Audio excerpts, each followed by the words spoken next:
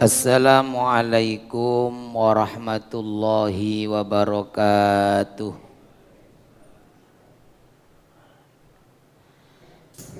Bismillah, alhamdulillah, wassalatu wassalamu ala rasulillah wa ala alihi wa ashabihi wa man tabi'al huda amma ba'du.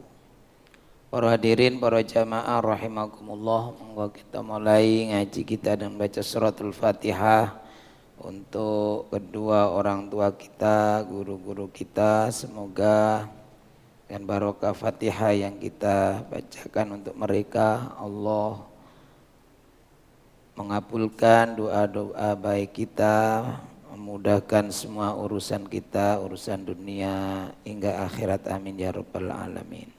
Ila hadratin Nabi Muhammadin sallallahu alaihi wasallam wa alihi wa ashabihi ajma'in, wa ila walidayna wa asatidana al-muslimina wal mu'minina minhum, wa li husuli maqasidina allati tarda'an nabiha. Al-Fatihah. A'udzu billahi minasyaitonir rajim. Bismillahirrahmanirrahim. Alhamdulillahi rabbil alamin. Ar-Rahmanir Rahim, Maliki yaumiddin. Iyyaka na'budu wa iyyaka nasta'in. Ihdinas siratal mustaqim, siratal ladzina an'amta 'alaihim ghairil maghdubi 'alaihim waladdallin. Amin ya rabbal alamin. Bismillahirrahmanirrahim. Iki yang kemarin berapa Mas? 8 sudah. Wa talabtu hubbullahi, ya 9 sekarang, ya 9 ya. Wa talabtu hubballahi, ya betul. 8 Mas ya. Ya. Bismillahirrahmanirrahim.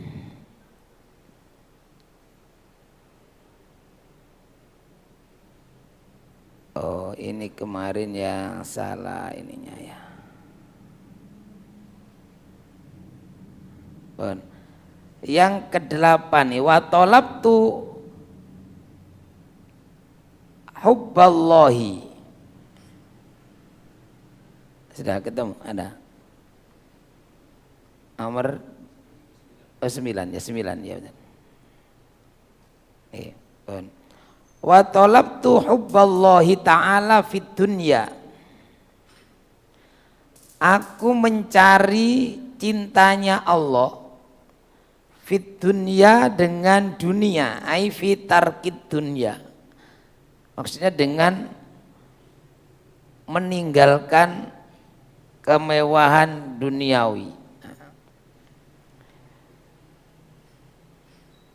Karena diantaranya zuhud itu kan kemudian juga menyebabkan orang itu dicintai oleh Allah. Ternyata ada juga di tempat lain, fawajadtuhu fi dzikrillahi ta'ala. Maka aku menemukan cinta Allah itu fi dzikrillahi ta'ala, ada pada zikir, memperbanyak zikir kepada Allah Subhanahu wa ta'ala.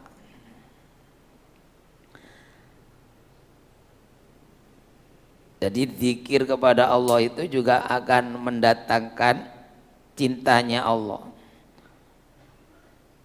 Karena semakin orang itu banyak menyebut nama Allah, ya otomatis Allah akan banyak menyebut dan membanggakan dia, bahkan di hadapan para malaikat-malaikatnya Allah. Sehingga qala alaihi salam, Rasulullah sallallahu alaihi wasallam bersabda, adzikru khairun minas shadaqati. Jadi ada hadis yang kalimatnya begini, teksnya, zikir itu lebih baik daripada sedekah. Wa dzikru khairun minas siyami. Bahkan zikir itu lebih baik daripada puasa.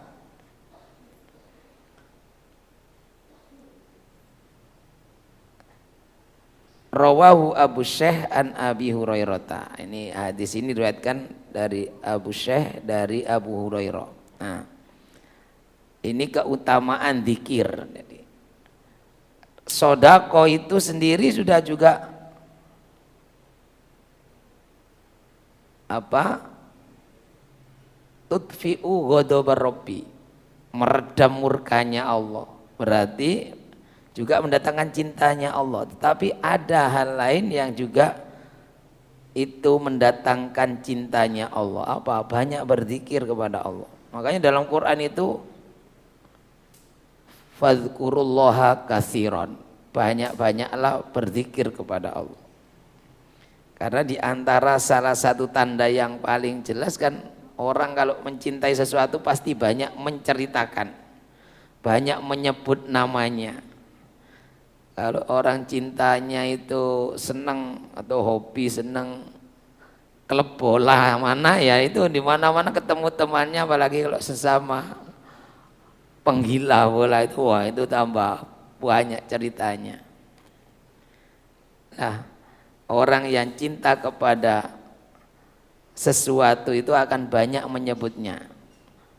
Man ahabba syai'an kasuro min dzikrihi. Jadi dalam satu makalah itu, siapa yang mencintai sesuatu pasti dia akan banyak menyebutnya. Nah, kalau yang dicintai Allah otomatis yang banyak disebut adalah Allah. Dan semua para kekasih Allah otomatis itu pasti banyak zikir kepada Allah, bahkan tidak putus zikir kepada Allah. Setiap hembusan nafasnya dia isi dengan zikir. Bahkan mewajibkan setiap keluar dan masuk nafas itu menyebut nama Allah.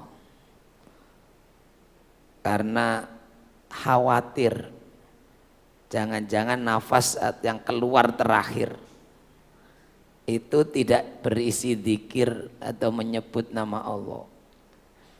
Itu.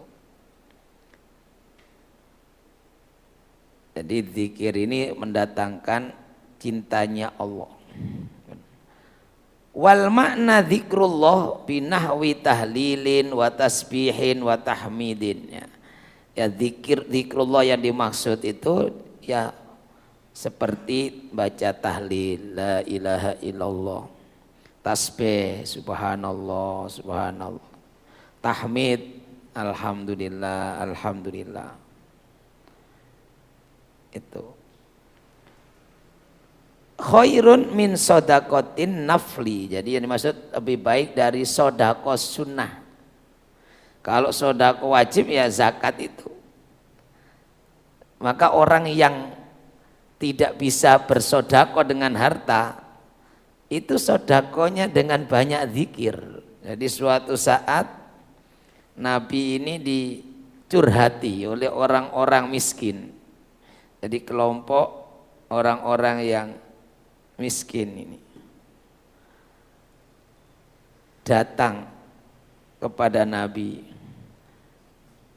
Wahai Rasulullah, dhahaba ahlut tutsur bil ujur. Wahai Rasulullah, orang-orang kaya itu memborong semua pahala. Mereka semua diborong. Mereka sholat seperti kami sholat. Wa yasumuna kama nasumu. Mereka bisa puasa ya seperti kita puasa. Kita puasa, mereka puasa. Mereka haji, kita tidak bisa. Kemudian wa yatasaddaquna bifuduli amwalihim. Mereka dengan kelebihan hartanya bagi-bagi. Tapi kami apa yang dibagi? Untuk kebutuhan sendiri masih harus bingung dari mana dapatnya misalnya. Nah, ini keluh kesah orang-orang miskin. Kemudian Nabi membesarkan hatinya.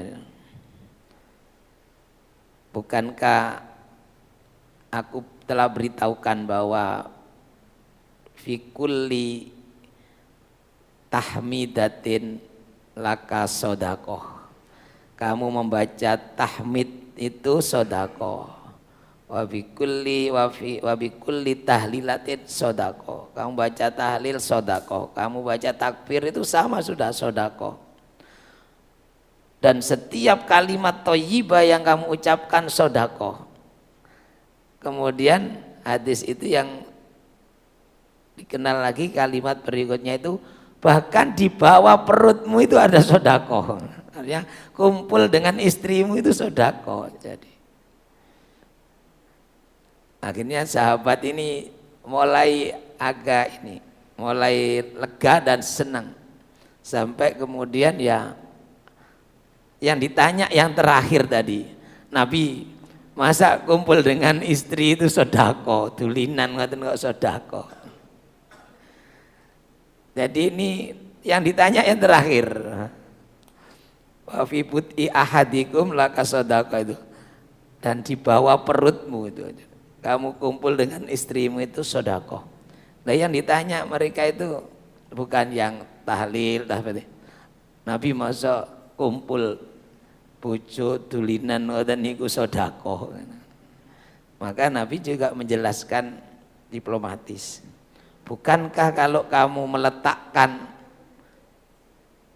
kemaluanmu itu di tempat yang haram dosa, maka berarti meletakkan di tempatnya yang halal itu pahala. Nah, itu. Jadi ini kemudian zikir itu bahkan lebih baik dari sedekah sunnah, tapi dijelaskan dalam kitab ini ya dimaksud lebih baik dari sedekah sunnah, sehingga yang tidak bisa sedekah dengan hartanya ya dengan banyak zikir.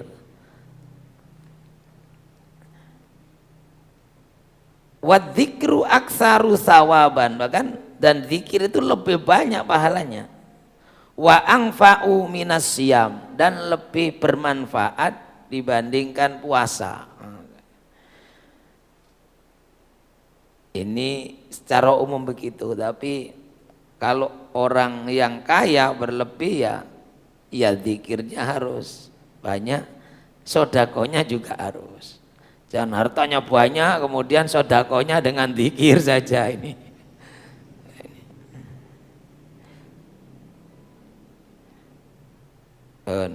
Wa talabtul afiyata fil majami'i. Berikutnya lanjut. Dan aku mencari keselamatan fil majami'i ai fi majami'in nas, di tengah-tengah perkumpulan banyak orang. Karena kalau banyak orang wah selamat. Kalau banyak pendukungnya, banyak temannya, wah ini pasti aman. Ya memang bisa dengan orang banyak pendukungnya, banyak ini selamat ya. Banyak boloyake yang lawannya sedikit selamat. Tapi ada juga yang bisa menyelamatkan, fawajadtuha fil uzlati. Ternyata aku menemukan afiyah itu yang bisa menyelamatkan juga ada pada uzlah. Uzlah niku menyepi, mengasingkan diri. Itu jadi uzlah mana itu mengasingkan diri. Kalau orang topol, nyepi. Qala al-Qushairi, kalau Imam al-Qushairi menjelaskan wal uzlatu fil haqiqati, hakikat dari uzlah yaitu i'tizalul khisali al madmumati, yaitu mengasingkan diri, menjauhkan diri dari sifat-sifat yang tercela. Nah, itu juga termasuk uzlah. Menyendiri, nyepi tapi maksiatnya ini ya. Itu ya bukan uzlah ini. Jadi mengasingkan diri, nyepi ternyata di situ mabuk, ya nyepi juga, biar nggak ada yang tahu ini. Jadi termasuk uzlah itu adalah orang yang mengasingkan diri dari sifat-sifat tercela, menjauhi sifat-sifat tercela. Fattaksiru litabdilis sifati, sehingga dampak dari uzlah itu nanti diharapkan adalah untuk mengganti sifat-sifat yang jelek. Ada perubahan sifat, karakternya jadi berubah. Yang tadinya enggak baik, suka mencaci, suka menyakiti orang, berubah menjadi lebih baik. Lah itu ya kategori uzlah. La litana'i anil auton, bukan untuk menjauh dari tanah air. Jadi setiap wali dulu memang pasti mengalami uzlah, karena mengikuti Nabi sebelum jadi Nabi itu kan uzlah dulu, berkholwat. Jadi Nabi menjelang umur 40 tahun itu sering berkholwat, menyendiri di Gua Hira. Nah, sehingga hampir dalam kisah-kisah para wali itu mereka uzlah dulu. Bahkan Imam Al-Ghazali itu setelah menjadi orang hebat, orang terkenal, bahkan menjadi, kalau sekarang itu rektornya perguruan tinggi sudah, yaitu Baitul Hikmah. Itu kalau sekarang itu ya universitas negeri yang didirikan pada masa itu oleh khalifah. Itu rektornya Imam Al-Ghazali. Nah, tapi semakin tinggi itu kemudian beliau tambah gak tenang gitu. Akhirnya beliau ini melepaskan semua jabatannya itu untuk mengasingkan diri, karena beliau awalnya niatnya kan mencari ilmu itu ya lillah, untuk Allah, tapi kok oleh khalifah itu difasilitasi, gajinya dibesarkan, semua dicukupi, fasilitas ini dan setiap ini saat dapat pujian. Padahal saya ini mencari ilmu itu lillah, kok ini untuk jabatan, untuk ini ketenaran, untuk. Akhirnya beliau mengasingkan diri. Kemudian tidak membawa apa-apa, jadi beliau mengasingkan diri itu. Tapi pertama kali itu mengasingkan diri ke Masjidil Aqsa kalau tidak salah. Jadi di lantai 2 gini. Pokoknya di lantai yang paling atas yang orang jarang naik, jarang ketemu orang. Karena di mana-mana terkenal Imam Al-Ghazali itu. Gelarnya Hujjatul Islam. Jadi beliau itu banyak nulis kitab tentang banyak hal, tentang fikih, tentang tafsir, tentang filsafat bahkan. Jadi bahkan mendebat para filosof itu. Akhirnya, nah ternyata ketika di situ maksudnya biar nggak ada orang yang kenal. Dia ingin mengecilkan karena selama ini takut wah dipuji-puji, sanjung-sanjung orang itu jadi tinggi hati. Ternyata waktu ngaji gini, ada pengajian rutin itu nama beliau disebut-sebut. Jadi qala Al-Ghazali, Imam Ghazali berkata, kitabnya dibaca di situ di qala Al-Ghazali. Waduh. Jadi beliau ini gerbekan di sini ternyata juga disebut-sebut. Tapi yang ngaji itu nggak tahu orangnya ada di atas itu, lagi mengasingkan diri. Akhirnya tidak betah itu, pergi lagi, kepingin pergi ke hutan atau apa, pokoknya ke tempat yang sepi, nggak ada orang yang menyebutnya. Tapi di situ beliau sambil menulis kitab kalau itu. Bahkan kemudian beliau pergi ke hutan itu nggak bawa apa-apa. Ila dia membawa timbo sama jarum dan benang. Ini ada orang yang kenal itu tanya, terus Satria tanya, damel nopo nih?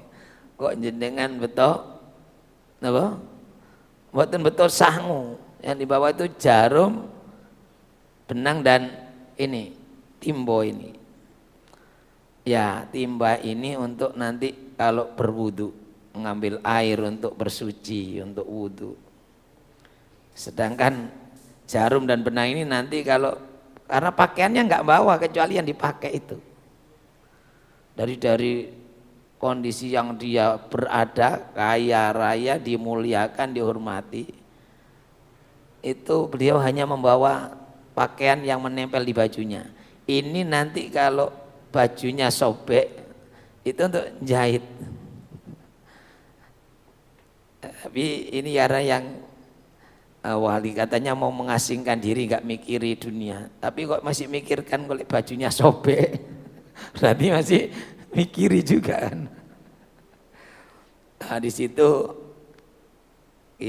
Imam Al-Ghazali itu bertemu dengan wali yang juga sama-sama walinya, yang senior juga, yang uzlah baik, mengasingkan diri dari keramaian, dari ketenaran, untuk fokus hubungannya dengan Allah itu baik.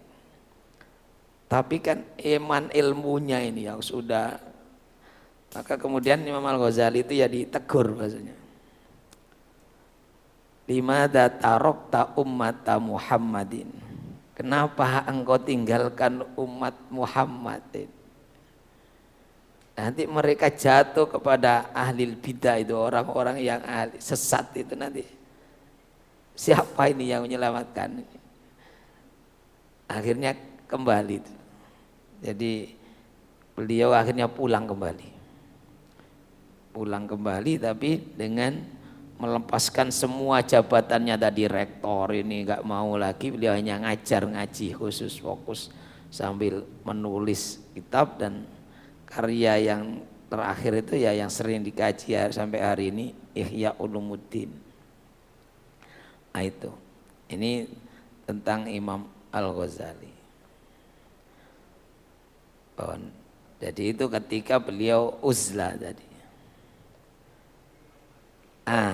Kemudian waqala Abu Ali Ad-Daqqaq ini. Imam Abu Ali Ad-Daqqaq ini berkata,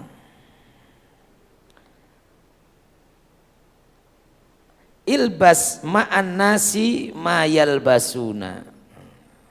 Pakailah pakaian bersama orang-orang seperti yang mereka pakai itu. Artinya ya sudah, jangan, nggak usah aneh-aneh. Tidak nyeleneh, ya seperti mereka berpakaian. Kalau di Indonesia pakai batik ya batik, sarung-sarungan. Nggak usah kemudian yang orang sini sarungan, ini sendiri jubahan anune kuwede dhewe. Biar kelihatan paling top misalnya. Ini tapi ulama ini mengajarkan gitu, ya sudah biasa saja. Berpakaianlah seperti orang kebanyakan mereka berpakaian. Watanawal mimma yakuluna, dan makanlah dari apa yang mereka makan, bareng makan biasa. Bahkan makan bareng mereka. Wang farid anhum bisirri, tapi ada kalimat ini, dan menyendirilah dari mereka dalam hal yang rahasia. Kalau memang harus menyendiri ya sudah, ketika harus bersama ya seperti biasa. Nah itu juga yang diwasiatkan Sayyidina Ali kan gitu. Kalau kepada manusia, kumpul manusia ya seperti kebanyakan manusia. Jadi ada uzlahnya, tetapi mereka Imam Ali Ad-Daqqaq ini menyanjurkan ya ada saatnya kumpul bersama mereka, tapi ada saatnya menyendiri. Jangan saat kumpul menyendiri. Waktunya ada jamiahan hilang. Waktunya ada harus kumpul hilang dewe ya. Menyendiri, wah ini aneh juga. Waktunya orang nggak ada, dia ada sendiri. kebalikannya. Nah, jadi ini terakhir yang ke-10. Wa talabtu nurul qalbi fil mawaidi wa qiraatil Qur'an. Aku mencari cahaya hati fil mawaidi dalam nasihat-nasihat wa qiraatil Qur'an dan membaca Qur'an. Karena nasihat yang baik itu juga bisa mencerahkan hati. Membaca Qur'an itu menerangi hati. Fawajadtuhu fit tafakkuri. Tapi aku menemukan juga ini. Aku menemukan cahaya hati itu fit tafakkuri, ada pada tafakkur. Ada pada berpikir, renungan. Wal bukai, dan tangisan dan menangis. Tafakkur mikirkan apa ya ini? Memikirkan fi idhomi makhluqatillah, memikirkan keagungan ciptaan Allah. Wa fana'id dunya, mikirkan dunia seperti nanti semua akan pasti akan binasa, fana, hancur, hilang. Wa ahwalil akhirati, mikirkan bagaimana keadaan nanti di akhirat. Bagaimana kalau tidak ada bekal kemudian berangkat nekat ke akhirat ini.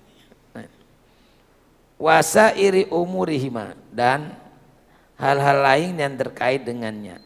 Ini tafakkur, angan-angan atau muhasabah lah tafakkur.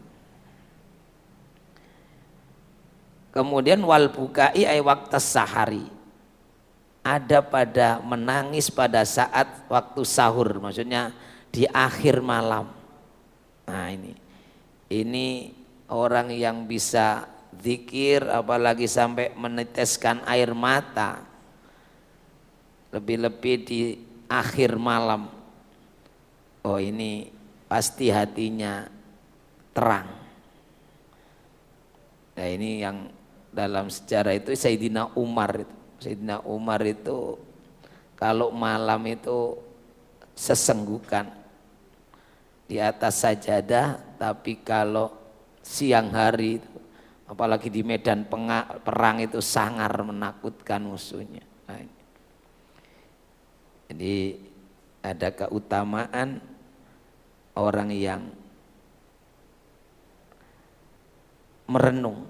Jadi merenung itu tidak ngelamun, tapi merenung hal-hal yang ini tentang makhluk-makhluknya Allah, sehingga dia akan bertasbih, berzikir kepada Allah, mengingat kebesaran Allah, dan kemudian wal buka, dan menangis karena ternyata setelah direnungkan kita ini diciptakan oleh Allah, hidup di buminya ternyata banyak melanggar, banyak melakukan hal-hal yang tidak disenangi oleh pemiliknya yang memberi hidup dan mempersilahkan kita tinggal di buminya ini. Nah, ini juga mendatangkan hati yang bercahaya. Kalau hatinya terang, nah nanti apa yang akan dilakukan ya terang. Gak gampang sumpek. Jadi hal-hal yang menimpanya tidak bikin sumpek. Kenapa? Hatinya terang. Oh ini yang ditampilkan yang kemarin Mas, bukan yang saya WA-kan tadi. Bapak Ibu para hadirin rahimakumullah, demikian mudah-mudahan kita diberikan oleh Allah orang-orang yang memperbanyak berzikir, orang-orang yang bisa tafakkur, bahkan kemudian bisa menangis karena rindu kepada Allah, takut akan kesalahan-kesalahan kita, dosa-dosa kita kepada Allah Subhanahu wa taala. Demikian, mudah-mudahan ada guna dan manfaatnya. Amin ya rabbal alamin.